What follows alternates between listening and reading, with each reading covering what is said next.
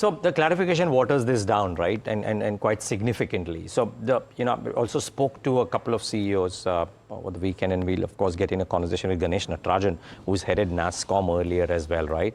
The situation is not as bad as it seemed on Saturday morning. It's a moving picture, but not as bad as it seemed on Saturday morning. The companies are saying they have an option of the onshore-offshore mix as well. If anything, it may impact the top line because the billing onshore might be lower than the billing offshore, but it is not very margin dilutive. I think the Infosys ADR and the consulting stocks in Friday in the US ended up 4.5% lower. That might not be the case in India today. So that's part two. And most companies have been prepping for this for months, really. So that's the thing. No, I'll just come to that in a moment. Most companies have been prepping for this for the last few quarters and not just the last few months. So that's the other thing.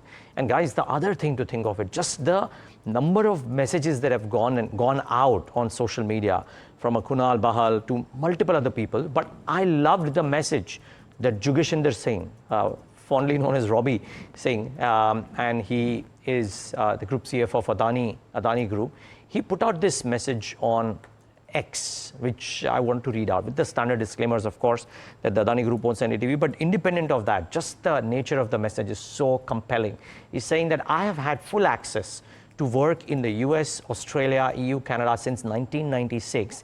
Today, I'm here in India. India is a once-in-a-millennium opportunity. He goes on to say that India will add, over the next 25 years, an economy the size of US, presenting an unparalleled professional opportunity and the profound joy, most importantly, the profound joy of creating in our land of birth. India is now the game to be at. And he goes on to say that if you are on a US campus feeling disturbed or disheartened, do be afraid of the unseen and remember many doors are open back home. India of 2025 is the greatest opportunity humanity has seen. Aao, ab laut chalo. Reach me, we are at Adani Online, and many more corporates welcome you. India welcomes you.